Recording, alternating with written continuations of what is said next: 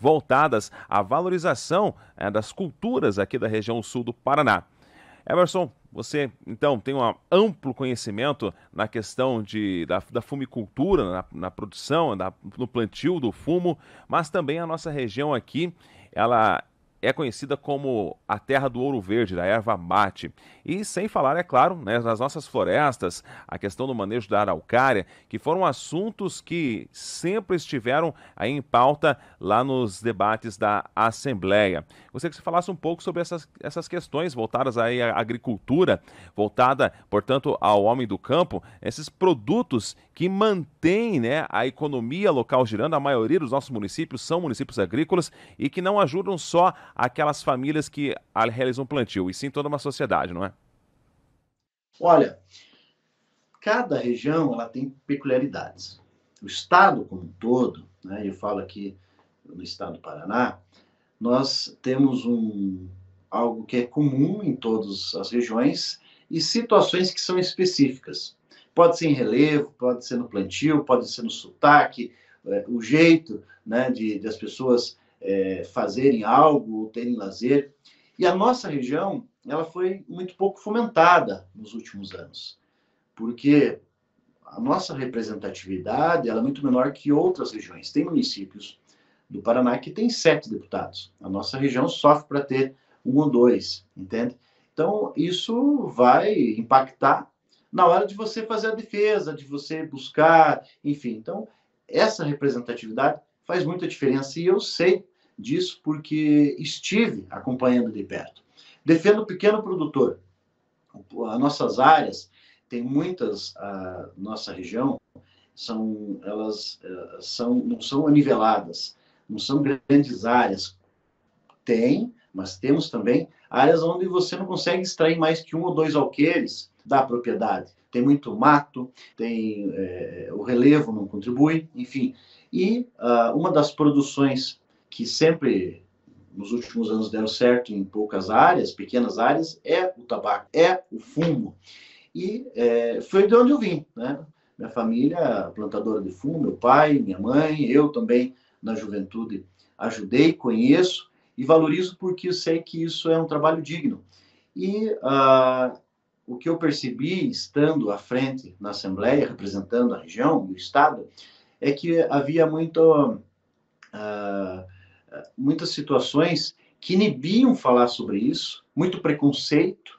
Falou em fumo, já se pensa em doença, já se pensa em algo similar, mas esquece de que aquela pessoa que plantou o fumo, ela plantou porque precisava do dinheiro para dar de comer aos seus filhos, pôr o pão na mesa. E é nesse sentido que eu sempre me foquei. No primeiro discurso meu, quando eu falei de fumo, ao descer do plenário, eu recebi críticas. Bacio, você vai se queimar falando de fumo aqui. Eu falei, então, infelizmente, os meus pés, minhas mãos estão queimados, porque não tenho o que eu fazer, eu não posso sair ou deixar eu esquecer aquilo que é parte da minha história. Assim como quando eu falei de erva mate.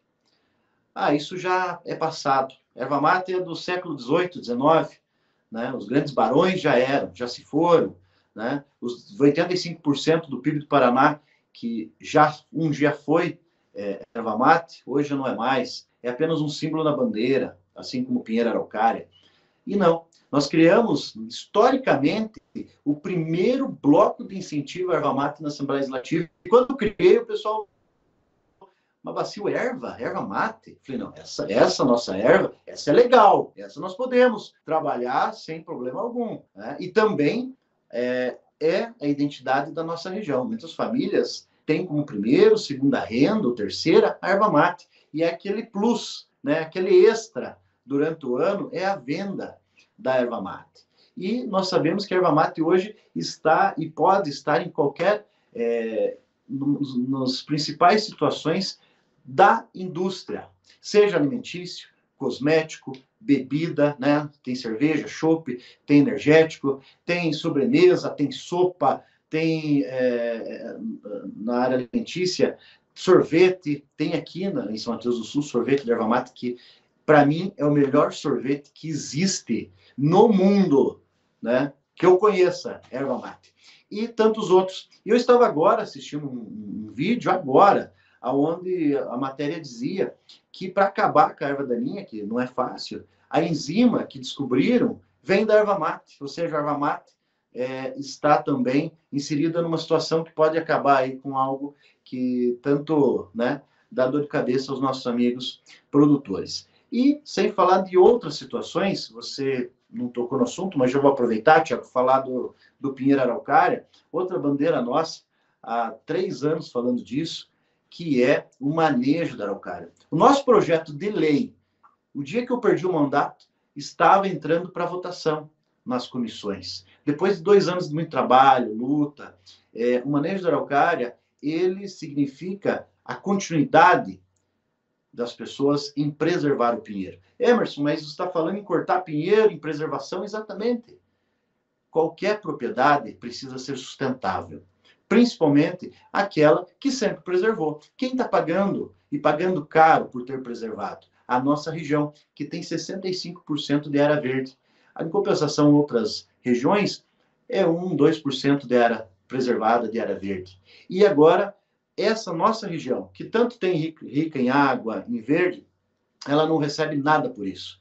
E também não consegue produzir mais por isso. E aí, muitas pessoas plantam fumo, plantam hortaliça e outras que pode ser produzido numa propriedade pequena, mas daí já vemos também a questão da discriminação por fumo. Enfim, são tantas situações, Thiago, que nós temos que desmistificar, e o manejo da araucária é um deles. Né? Para a pessoa preservar, ela tem que ter também renda, ela tem que ter o amor por aquilo. E hoje, o que um pinheiro traz a um cidadão de bem é um processo judicial.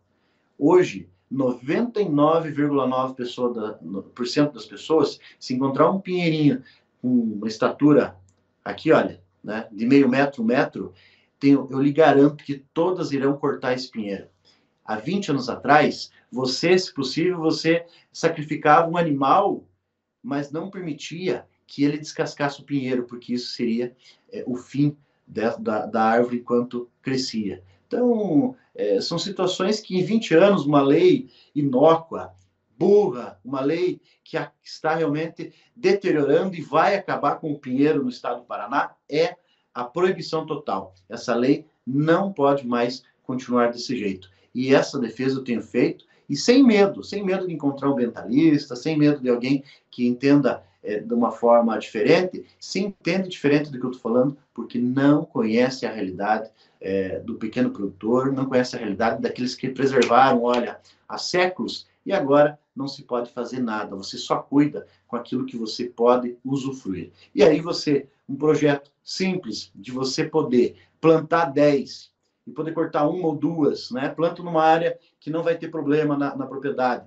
e tira aquela de risco, no meio de uma plantação de soja que não tem mais interesse ambiental nenhum, você acaba moldando a propriedade de uma forma que ela fique inteligente, no sentido de ter ela como sustentável. É isso, para isso que você tem uma propriedade, para você extrair do solo, do animal, do que for, renda para sustentar a família. Senão nada adiantava você ter lá um pequeno pedaço de chão, né, no interior, e não poder usufruir disso. Mas tem que usufruir com inteligência.